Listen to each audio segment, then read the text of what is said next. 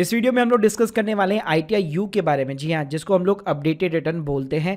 तो अगर मान लीजिए आपको 3 साल की एक साथ आईटीआई चाहिए लोन के लिए, वीज़ा पर्पस के लिए, या आपने आईटीआई फाइल कर रखी है लेकिन उसके अंदर आपको करेक्शन करवाना है, तो स्टेप बाय स्टेप क्या प्रोसेस रहेगा आईटीआई यू का, क्या क्या कंडीशंस रहती है, क्या क्या चीज़ें आपको ध्यान में रखनी है, ये सब कुछ जानने को मिलेगा आपको इस वीडियो के अंदर। साथ में बताना चाहूँगा, अगर आप एक आईटीआई एक्सपर्ट के थ्रू बहुत ही अफोर्डेबल कॉस्ट के ऊपर यहाँ पे अपनी आईटीआई यू फिलअप कराना चाहते हैं तो लिंक अंदर डिस्क्रिप्शन बॉक्स। पहले बात करते हैं कि आईटीआई यू आखिर होता क्या है 139.88 सेक्शन के अंदर।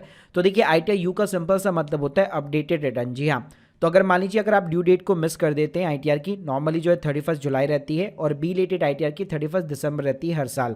तो अगर इस ड्यू डेट को अगर आप मिस कर देते हैं, आप पिछले 2 सालों की रिटर्न फाइल करना चाहते हैं, तो ये केवल जो है आईटीआई यू के थ्रू ही पॉसिबल है।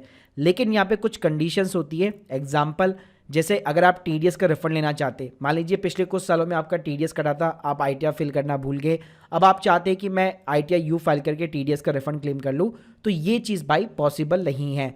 साथ में अगर मान लीजिए आपका जो है पहले आपने टीडीएस रिफंड यहाँ पे ले रखा था, यहाँ पे कम ले रखा था, अब मान लीजिए आप चाहते हैं मैं करेक्शन करके ज़्यादा टीडीएस रिफंड लेना चाहता हूँ, तो ये चीज़ भी पॉसिबल नहीं है। मतलब टीडीएस रिफंड के लिए आप यहाँ पे आईटीआई यू फाइल नहीं कर सकते। इसके अलावा भाई, अगर आप ड्यू डेट्स मिस कर देते, वीज़ा पर्पस, लोन पर्पस के लिए एक साथ कभी आईटीआर निकालनी है, तो आईटीआई यू के थ्रू जा सकते हो। बाकी गाइस, विदाउट टैक्स लायबिलिटी जो है आईटीआई यू को फाइल नहीं किया जा सकता। यानी कि जो नॉर्मली 2.5 लाख के नीचे की भी आईटीआर होती है, उसको भी आप आईटीआई यू के थ्रू फाइल नहीं कर सकते। एटलीस्ट 2.5 लाख के ऊपर इनकम होनी ही चाहिए। साथ में जो टाइम लिमिट होती है आईटीआई यू की, वो 24 महीने तक की रहती है from the end of the relevant assessment year. मतलब मान लीजिए अभी अगर मैं 24 फाइलिंग की अगर अभी राइट नाउ आईटीआई चल रही है, तो पिछले 2 सालों की मैं आईटीआई यहाँ पे फिलअप कर सकता हूँ। तो किसी भी पॉइंट ऑफ टाइम पे आपके हाथ में एक साथ 3 साल की आईटीआर आप जनरेट कर सकते हो। चलिए यहाँ पे आपको लाइव दिखाता हूँ कि कैसे आपको फाइलिंग करनी है। तो भाई, सबसे पहले आपको इनकम टैक्स पोर्टल के अंदर लॉगिन कर लेना है। यहाँ पे देखिए, ऑनलाइन फाइलिंग नहीं हो पाएगी, ऑफलाइन ही हो पाएगी। ऑफलाइन कैसे होगी, तो पहले आपको ई फाइल वाले सेक्शन के अंदर जाना है, income tax return, file income tax return. यहाँ पे आप देखेंगे आपको करंट असेसमेंट ईयर की तो ऑनलाइन मिल जाएगी। जैसे अगर आप 23-24 सेलेक्ट करना चाहते हैं, ठीक है, तो यहाँ पे आप देखेंगे, यहाँ पे आपको लास्ट में मिलेगा अपडेटेड रिटर्न 139 सबसेक्शन 8A करके मिलेगा आपको। अगर आपने ऑडिट करा रखी है तो आपको यस करना है, वरना आपको नो करना है। उसके बाद में भाई यहाँ पे आईटीआर का टाइप पूछेगा, आईटीआर 1, 2, 3, 4 कौन सी आप फाइल करना चाहते हो। तो यहाँ पे देखिए, आप सेलेक्ट करके जब कंटिन्यू बटन के ऊपर क्लिक करेंगे तो ये कुछ कंडीशंस यहाँ पे बताने वाला है, जो ऑलरेडी मैं आपको बता चुका हूँ। और यहाँ पे आपको एक जेएसएन फाइल अपलोड करनी है। तो ये अब सारा जो काम होगा वो देखिए केवल अपने आपके लैपटॉप या पीसी के ऊपर ही पॉसिबल हो सकता है, क्योंकि इस जेएसएन को यहाँ पे जो है जनरेट करने के लिए हमें एक सॉफ्टवेयर, या आप कह सकते हैं एक एक्सेल यूटिलिटी हमें डाउनलोड करनी पड़ेगी, जो केवल पीसी के अंदर ही रन हो सकती है। मतलब मोबाइल के थ्रू भाई आईटीआई यू को फाइल नहीं कर पाओगे। तो मान लीजिए मैं असेसमेंट ईयर 23 और 24 की आईटीआई यू फाइल करना चाहता हूँ, और मैं एक सिंपल नॉर्मल जो है सैलरी की आईटीआर फाइल करना चाहता हूँ, तो मुझे आईटीआर 1 के अंदर जाना है। तो यहाँ पे आप देख सकते हैं आपको एक्सेल बेस यहाँ पे यूटिलिटी मिल जाती है, और बाकायदा हर यूटिलिटी के अंदर आपको ये भी यहाँ पे साइड में लिखा होता है कि इसके अंदर जो है 139 सबसेक्शन 8A यहाँ पे शामिल है। तो भाई, जैसे ये जेएसएन फाइल आपकी डाउनलोड हो जाती है, इसको सिंपली तरीके से जो है आप अनजिप कर लीजिए। आप इसके अंदर आप देखेंगे तो आपको यहाँ पे एक एक्सेल फाइल मिलने वाली है, तो इसको ओपन कर लीजिए। ओपन करने के बाद में गाइस, सबसे पहले इसमें आपको मैक्रोस को जो अनेबल कराना पड़ेगा, तो ऊपर आपको अनेबल बटन के ऊपर क्लिक करना है। अब यहाँ पे आप साइड में देखेंगे बहुत सारे ऑप्शन दिए गए हैं। तो सबसे पहले मेरे को यहाँ पे डेटा जो है प्रीफिल्ड कराना है। अब इसके लिए मेरे को चाहिए एक और प्रीफिल की फाइल, वो कैसे डाउनलोड होगी। तो भाई, इसके लिए वापस आपको अपने इनकम टैक्स पोर्टल के ऊपर आना है। ऊपर ही ऊपर आप देख सकते हैं ई फाइल का सेक्शन मिल जाएगा, इनकम टैक्स रिटर्न। थोड़ा सा अगर आप नीचे जाएंगे तो यहाँ पे आपको मिल जाता है डाउनलोड प्रीफिल डेटा करके। तो यहाँ पे कुछ नहीं करना, अपना असेसमेंट ईयर सेलेक्ट करो, जैसे कि मैंने 23 और 24 सेलेक्ट किया और डाउनलोड बटन के ऊपर क्लिक किया, तो एक फाइल मेरी यहाँ पे डाउनलोड हो गई। अब भाई, जो फाइल मैंने डाउनलोड की है ना, उसी को मेरे को यहाँ पे अपलोड कराना है। तो यहाँ पे मैं इंपोर्ट प्रीफिल बटन के ऊपर क्लिक करूंगा, ओके करूंगा, और जो फाइल मैंने यहाँ पे डाउनलोड कराई है उसी को यहाँ पे मैं अपलोड करा दूंगा। भाई, नेम, कॉन्टैक्ट डिटेल्स, एड्रेस वगैरह, पैन नंबर वगैरह, ये चीजें आपको एक एक इंसर्ट करने की जरूरत नहीं है। इस तरह से आप सारी चीजें यहाँ पे प्रीफिल करा सकते हो। अब चलिए 1 बाय 1 करके चीजें हम लोग चेक करते हैं कि क्या क्या चीजें आपको फिलअप करनी है। तो देखिए, सबसे पहले तो यहाँ पे आपको सेक्शन चूज करना पड़ेगा। जी हाँ, तो यहाँ पे फाइल अंडर सेक्शन आता है। तो यहाँ पे आप देख सकते हैं अभी राइट नाउ जैसे मैंने ओरिजिनल या 139 फाइल सेक्शन या ब्लैंक भी हो सकता है। तो यहाँ पे आपको ड्रॉप डाउन पे ऊपर क्लिक करना होगा, और यहाँ पे आप देख सकते हैं 139 सबसेक्शन 8A करके मिल जाएगा, जो कि अपडेटेड आईटीआर को होता है, तो वो आपको यहाँ पे सेलेक्ट कर लेना है। अब जैसे ही आप ये सेलेक्ट करेंगे तो नीचे आप टैब में देखेंगे एक पार्ट ए करके और ओपन हो जाता है, जो कि अपडेटेड आईटीआर का ही होता है। अब इस पार्ट के अंदर हमें पहले जो है डिटेल्स यहाँ पे फिलअप करनी है, तो यहाँ पे आपको कुछ क्वेश्चन के आंसर देने पड़ेंगे कि जैसे क्या आपने पहले यहाँ पे रिटर्न फाइल कर रखी है, तो आपको यस और नो के अंदर जवाब देना है। अगर नहीं कर रखी तो आप नो कर सकते हैं, तो यहाँ पे आप देख सकते हैं ये चीजें डिसेबल हो जाएगी। अगर आप यस करेंगे तो ये चीजें अनेबल रहेगी। अगर आपने इसको यहाँ पे नो किया होता है तो ये चीजें यहाँ पे मांगते ही नहीं। इसके बाद में गाइस ये पूछेगा क्या आप आईटीआर यू के लिए एलिजिबल है, फाइल करने के लिए एलिजिबल है, तो यहाँ पे आपको यस के अंदर जवाब देना है। फिर आपसे रीजन पूछेगा कि भाई क्यों फाइल करना चाहते हो, तो बहुत सारे ऑप्शन मिलेंगे। बेस्ट ऑप्शन यहाँ पे ये कि अगर आपने पहले रिटर्न फाइल नहीं की तो रिटर्न प्रीवियसली नॉट फाइल आप सेलेक्ट कर सकते हैं। पहले फाइल कर रखी है तो इनकम नॉट रिपोर्टेड करेक्टली आप सेलेक्ट कर सकते हैं। इसके बाद में गाइस ये पूछेगा are you filing the updated return during the period, तो यहाँ पे आपको जो है असेसमेंट ईयर्स यहाँ पे सेलेक्ट करना होगा, मतलब जो भी आपका पीरियड है। जैसे लेट्स सपोज अभी मैं 23 और 24 की फाइल कर रहा हूँ, तो अभी उसको जस्ट 12 महीने हुए हैं, तो मुझे 12 मंथ को यहाँ पे सेलेक्ट करना है। ध्यान रखिएगा इसी के बेस पे आपका डिसाइड होता है, क्योंकि इसके अंदर 25% से लेकर 50% तक की पेनल्टी भी लगती है। तो अगर 12 महीने है तो जो भी आपका टैक्स वगैरह भी अगर एडिशनल बनता है तो उसके ऊपर 25% एक्स्ट्रा टैक्स आपको पे करना पड़ सकता है। और वहीं पे अगर आपके 24 महीने होते हैं तो वहाँ पे आपको 50% टैक्स पे करना पड़ सकता है। साथ में भाई यहाँ पे अच्छी बात यह है कि हर टैब के ऊपर यहाँ पे ऊपर ना आपको एक वैलिडेट का बटन मिलता है, तो कहीं पे भी कोई भी कंफ्यूजन हो इस बटन के ऊपर आपको क्लिक करना है। जब तक शीट ओके नहीं हो जाती आपको आगे नहीं बढ़ना है। भाई वापस आ जाते हैं हम लोग अपनी इनकम वाली डिटेल्स के ऊपर। तो यहाँ पे हमारा नॉर्मल जो है ग्रॉस सैलरी का भी शेड्यूल दिख जाता है। तो यहाँ पे आपकी जो भी सैलरी है, जो भी आप अपडेटेड दिखाना चाहते हैं वो आप यहाँ पे शो कर सकते हैं, या आप फर्स्ट टाइम फाइल कर रहे हैं तो वो आप शो कर सकते हैं।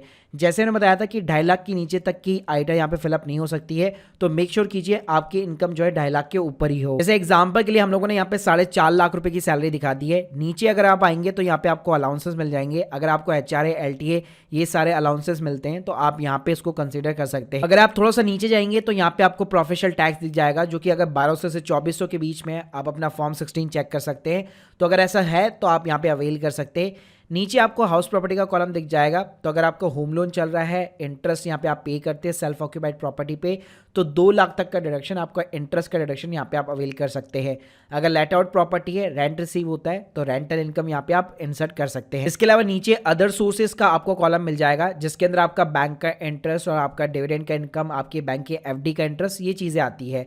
तो इन चीज़ों को भी यहाँ पे आप देख सकते हैं, आपको ड्रॉप डाउन दिया हुआ है। और कोई ऐसी इनकम है जिसको आप यहाँ पे डिस्क्लोज करना चाहते हैं तो एनी अदर का भी कॉलम दिया हुआ है, जहाँ पे आप डिस्क्रिप्शन डाल के वो अमाउंट डाल सकते हैं। इसके अलावा भाई अगर आप नीचे आएंगे तो यहाँ पे आपको 80C की डिडक्शन जो 1.5 लाख तक की अवेल होती है वो आपको दिख जाएगी। अगर हेल्थ इंश्योरेंस है तो 80D का आपको यहाँ पे शेड्यूल दिख जाएगा, जिसके अंदर आप देख सकते हैं यहाँ पे आपको अपना खुद का भी और पेरेंट्स का भी अलग से कॉलम दिख जाएगा। इसके अलावा भाई अगर सेविंग अकाउंट के ऊपर इंटरेस्ट है तो 80TTA के अंदर आपको उसका डिडक्शन देखने को मिल जाएगा। अब जैसे आपका इनकम डिटेल्स का शेड्यूल यहाँ पे फिलअप हो जाता है, उसके बाद में आपको टीडीएस वाले कॉलम के अंदर जाना है। अगर आपका कोई टीडीएस कटा होगा तो हम लोगों ने जो प्रीफिल डेटा कराया है उसी के अंदर आपकी सारी डिटेल्स आती है, आपको कुछ करने की जरूरत नहीं पड़ती। ऐसे अगर आपका टीसीएस कटा है तो आपका टीसीएस वाले कॉलम के अंदर डिटेल्स आती है। साथ में अगर आपने मान लीजिए पहले कोई एडवांस टैक्स या सेल्फ असेसमेंट टैक्स का पेमेंट भी कर रखा है तो वो चालान की डिटेल्स भी यहाँ पे आ जाती है। अब भाई जाना है आपको लास्ट वाले कॉलम के अंदर, टैक्स पेड एंड वेरिफिकेशन के अंदर। यहाँ पे सिंपली आपको अपना प्लेस डालना है और गाइस लास्ट में यहाँ पे ऊपर आपको जो है कैलकुलेट टैक्स करके बटन मिलने वाला है, इसके ऊपर आपको क्लिक करना है। तो गाइस आप स्क्रीन के सामने देख सकते हो यहाँ पे जितना भी मेरा एडिशनल यहाँ पे अमाउंट जो भी पेबल बन रहा होगा वो मेरा 1000 रुपीज आ चुका है, क्योंकि मैंने 4.5 लाख तक की इनकम दिखाई थी और मेरा यहाँ पे लेट फीस लग रहा है, कोई भी टैक्स नहीं बन रहा, क्योंकि 5 लाख के नीचे आपका कोई भी टैक्स नहीं बनता है। गाइस यहाँ पे आता है आपका पार्ट बी एटीआई करके। तो अगर लेट सपोज अगर आपने ऑलरेडी रिटर्न यहाँ पे फाइल कर रखी, या लेट सपोज उस रिटर्न के अंदर आपने कुछ रिफंड क्लेम कर रखा है, तो अगर ऐसा कुछ है, या फिर लेट सपोज अगर अमाउंट पेबल था उस रिटर्न के अंदर, तो ये चीजें आप यहाँ पे इंसर्ट कर सकते हैं। तो पार्ट बी एटीआई के अंदर आप देख सकते हैं अगर आपने रिफंड क्लेम कर रखा है अपनी पिछली आईटीआर के अंदर, तो जितना आपने रिफंड क्लेम किया है, मान लीजिए आपने 3000 का रिफंड क्लेम किया था, तो जैसे आप 3000 रुपए डालेंगे तो ऑटोमेटिकली यहाँ पे आपकी टैक्स लायबिलिटी कैलकुलेट हो जाती है। अगर ऐसा कुछ भी नहीं है तो यहाँ पे आप देख सकते हैं सिर्फ मेरे को यहाँ पे पेनल्टी पे करनी है। अगर लेट सपोज यहाँ पे मेरा अगर टैक्स बनता तो यहाँ पे अगर हम लोगों ने 12 महीने के भीतर अगर हम लोग फाइल कर रहे हैं तो जैसे मैं बताया था एडिशनल यहाँ पे 25% का टैक्स लगता है और उसका बकायदा 10 नंबर का कॉलम भी दिया गया है। अब भाई यहाँ पे हमें इस कॉलम के अंदर जो है चालान पे करना होगा। तो ये 1000 रुपये हमारा जो टैक्स ड्यू आ रहा है ये यहाँ पे निल होना चाहिए, तभी हम लोग इस ITR को अपलोड कर पाएंगे। तो जैसे हम लोग नॉर्मल टैक्स पेमेंट करते हैं हमें वैसे ही करना है। तो भाई इस टैक्स पेमेंट करने के लिए मैंने वैसे तो अलग से डेडिकेट वीडियो बना रखा है, लिंक दे दूंगा डिस्क्रिप्शन बॉक्स में। बाकी नॉर्मल तरीका होता है ई फाइल सेक्शन में जाओ, ई पे टैक्स बटन के ऊपर क्लिक करो, यहाँ पे आप चालान जनरेट करो, इनकम टैक्स बटन पे क्लिक करो, असेसमेंट ईयर जैसे अपना सेलेक्ट कर लो। जैसे हम लोग 23-24 के लिए यहाँ पे फाइल कर रहे हैं, यहाँ पे आपका सेल्फ असेसमेंट टैक्स हो गया, कंटिन्यू बटन के ऊपर क्लिक करो, यहाँ पे अपना टैक्स का अमाउंट डालो जैसे कि 1000 रुपये और सिंपली तरीके से कंटिन्यू बटन के ऊपर क्लिक करके नेट बैंकिंग, डेबिट कार्ड या UPI के थ्रू आप पेमेंट कर दो। जैसे गाइस आप यहाँ पे चालान का पेमेंट करते हैं तो इस टाइप का जो है BSR कोड, चालान नंबर, टेंडर डेट, इस टाइप का आपका PDF जनरेट हो जाता है। और गाइस यही चीजें जो है आपको यहाँ पे एंटर करनी पड़ती है, जिससे आप देख सकते हैं आपका जो टैक्स ड्यू होगा वो यहाँ पे 0 हो जाएगा। इस वापस आपको टैक्स पेड एंड वेरिफिकेशन वाले कॉलम के अंदर आना है और यहाँ पे आपको जनरेट JSN बटन पे क्लिक करना है। तो गाइस यहाँ पे आप देख सकते हैं हमारी JSN यहाँ पे जनरेट हो चुकी है।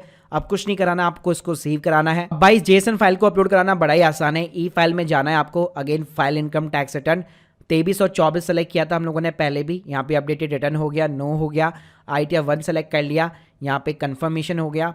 उसके बाद में जो JSN फाइल है तो वो कहाँ पे मिलेगी आपको, जो आपने अनजिप किया फोल्डर उसी के अंदर आपको देखने को मिल जाती है। तो अगर कोई एरर होगा तो मैं स्क्रीन के सामने दिखा देगा, वरना ये इसका वैलिडेशन जो है आपका सक्सेसफुल हो जाएगा। तो आप देख सकते हैं वैलिडेशन इज द सक्सेसफुल। अब कुछ नहीं करना, आप अपना एक आधार OTP डालो और आपकी ITR U यहाँ पे सबमिट हो जाएगी। तो गाइस इस तरह से यहाँ पे थोड़ा सा लेंथी प्रोसेस है जिसके थ्रू आप ITR U को यहाँ पे फाइल कर सकते हैं। तो अगर आप first time income tax filer है तो मैं रिकमेंड करूंगा आपको हमेशा एक प्रोफेशनल टैक्स एक्सपर्ट की हेल्प लेनी चाहिए, क्योंकि ITR U को आप रिवाइज नहीं कर सकते। एक बार अगर आपने बाय मिस्टेक गलती से फाइल कर दी तो बस वो फाइल हो गई, उसके अंदर कोई भी करेक्शन यहाँ पे पॉसिबल नहीं है। तो फ्यूचर में अगर कोई नोटिस आता है तो उसको करेक्शन करना बहुत ही ज़्यादा मतलब ऑलमोस्ट इम्पॉसिबल हो जाता है। तो guys hope you like this video. अगर आप लोग के कोई भी डाउट्स है कमेंट बॉक्स के अंदर ज़रूर बताइए, और अगर आप सर्विस लेना चाहते हैं तो link in the description box. Thank you guys, thank you very much.